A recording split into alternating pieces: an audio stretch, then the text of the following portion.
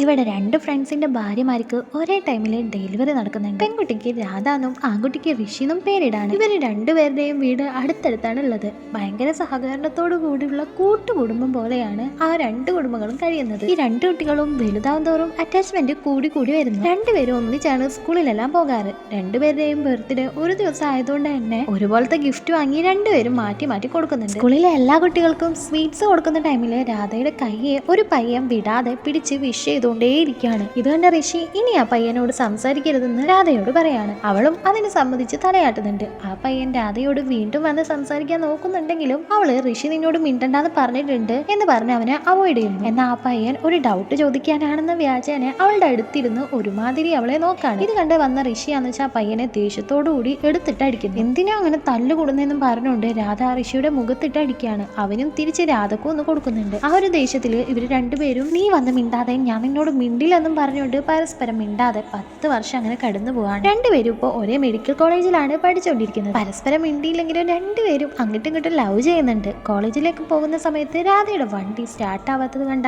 അവളുടെ ബ്രദർ ഋഷിയോട് അവളെ കോളേജിൽ ഡ്രോപ്പ് ചെയ്യാനായിട്ട് പറയുന്നുണ്ടെങ്കിലും അവരുടെ ഈഗോ കാരണം രണ്ടുപേരും അതിന് സമ്മതിക്കാത്തത് കൊണ്ട് ബ്രദർ തന്നെ അവളെ കോളേജിലേക്ക് കൊണ്ടുപോകാണ്. സിഗ്നലിന്റെ അടുത്ത് വെച്ച് കുറച്ച് പയ്യന്മാര് രാധനെ സൈറ്റ് അടിക്കുന്നത് കണ്ട ഋഷി അവരുടെ നടുവിൽ കയറി നിന്ന് ബ്ലോക്ക് ചെയ്യാണ്. ആ പയ്യന്മാരാന്ന് വെച്ചാൽ വണ്ടി പിന്നിലേക്ക് ഇറക്കി വീണ്ടും രാധയെ നോക്കുമ്പോൾ ഒരു വലിയ കൊട വാങ്ങി ഋഷി അത് നിവർത്തി ഫുള്ളായി ബ്ലോക്ക് ചെയ്ത് രാധനെ പ്രൊട്ടക്ട് ചെയ്യാണ്. പെട്ടെന്ന് രാധയുടെ ചേട്ടനെ അർജന്റായി എന്തോ വർക്ക് വരുന്നുണ്ട്. അവളെ ഋഷിയോട് കൊണ്ടുപോകാൻ പറഞ്ഞ് ചേട്ടൻ അവിടെ നിന്ന് പോകുന്നുണ്ട്. രാധയും സന്തോഷത്തോടെ ചിരിച്ചുകൊണ്ട് ഋഷിയുടെ ബൈക്കിൽ കയറിയിരുന്ന് കോളേജിലേക്ക് പോകുന്നുണ്ട്. ആക്ച്വലി രാധയുടെ വണ്ടിയുടെ പ്ലഗ് എന്തോ ഋഷിയാണ് ഊരിയെടുത്തത്. അത് രാധക്കും അറിയായിരുന്നു. ഋഷിയുടെ വണ്ടിയിൽ നിന്ന് ആ പ്ലഗ് രാധ എടുത്തതും അവനാകെ ചമ്മീറ്റിരിക്കുകയാണ്.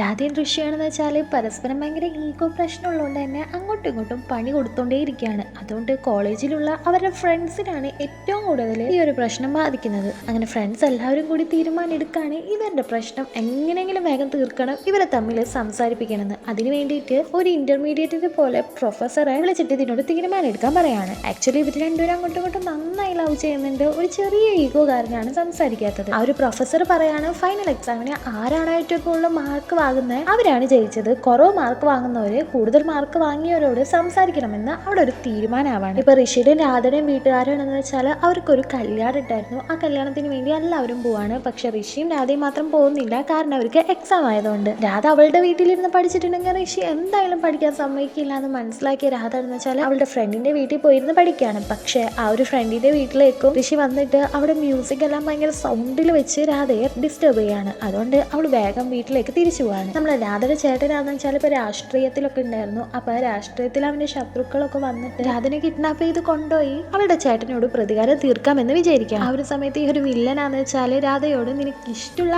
ആരെ വേണമെങ്കിലും വിളിച്ചോ, നിന്നെ രക്ഷിക്കുമെന്ന് നോക്കട്ടെ എന്ന് പറയുമ്പോൾ രാധയും ആദ്യം വിളിക്കുന്നത് ഋഷിയാണ്. ഫോൺ വിളിച്ചെങ്കിലും രാധ ഒന്നും മിണ്ടാതെ നിൽക്കാണ്. അവിടെ എന്തോ പ്രശ്നമുണ്ടെന്ന് മനസ്സിലാക്കിയ ഋഷിയാണെന്ന് വെച്ചാൽ വേഗം അവിടേക്ക് വന്നിട്ട് ഈ വില്ലന്മാരോടൊക്കെ തല്ലുണ്ടാക്കി നമ്മുടെ രാധയെ അവിടെ നിന്ന് രക്ഷിക്കുന്നുണ്ട്. ഇത് കണ്ടോടുകൂടി രാധയ്ക്ക് മനസ്സിലാവാണ് ഋഷി തന്നെ എത്രത്തോളം സ്നേഹിക്കുന്നുണ്ടെന്ന്. അങ്ങനെ രാധ ഋഷിക്ക് ഒരു ഉമ്മ കൊടുക്കാണ്. പിന്നീട് അങ്ങോട്ട് അവർ രണ്ടുപേരും സംസാരിക്കുന്നുണ്ട്. അവർ ഭയങ്കരമായിട്ട് ലവ് ചെയ്യാണ്. ഇപ്പൊ അവരുടെ പാരന്റ്സ് പോയ കല്യാണത്തിനാണെന്ന് വെച്ചാൽ മിനിസ്റ്റർ വരുന്നുണ്ട്. രാധയുടെ ചേട്ടൻ രാഷ്ട്രീയത്തിൽ ഉള്ളതുകൊണ്ട് തന്നെ മിനിസ്റ്റർ ആയിട്ട് പോയെല്ലാം സംസാരിക്കുന്നുണ്ട്. ആ ഒരു സമയത്ത് മിനിസ്റ്ററുടെ മകനും രാധയുടെ ചേച്ചിയും തമ്മിലുള്ള കല്യാണം അവർ പറഞ്ഞു ഉറപ്പിക്കുകയാണ്. മിനിസ്റ്റർ ആണെന്ന് വെച്ചാൽ തന്റെ മകനെയും കൂട്ടിക്കൊണ്ട് കല്യാണമൊക്കെ കഴിഞ്ഞതിന് ശേഷം രാധയുടെ വീട്ടിലേക്ക് രാധയുടെ ചേച്ചിനെ പെണ്ണ് കാണാനായിട്ട് വരുന്നുണ്ട്. എന്നാൽ രാധയുടെ ചേച്ചി പറയാണ് ഋഷിയുടെ ചേട്ടനെയാണ് രാധയുടെ ചേച്ചി ലവ് ചെയ്യുന്നതെന്ന്. ഈ കല്യാണത്തിന് സമ്മതില്ലാന്ന് ആ മിനിസ്റ്ററുടെ മുന്നിൽ വെച്ച് പറഞ്ഞ് അവരെ നാണം കെടുത്തി അവിടെ നിന്ന് വിടാണ്. ഇത് കേട്ട മിനിസ്റ്റർക്കും ദേഷ്യം വന്ന് അവിടെ നിന്ന് എഴുന്നേറ്റ് പോകുമ്പോൾ സോറി ചോദിക്കാനായിട്ട് രാധയുടെ ചേട്ടൻ അവിടേക്ക് പോകുമ്പോൾ നിന്റെ വീട് പോലും നിനക്ക് മര്യാദക്ക് നോക്കാൻ പറ്റണില്ല, പിന്നെ നീ ഈ നാടെങ്ങനെ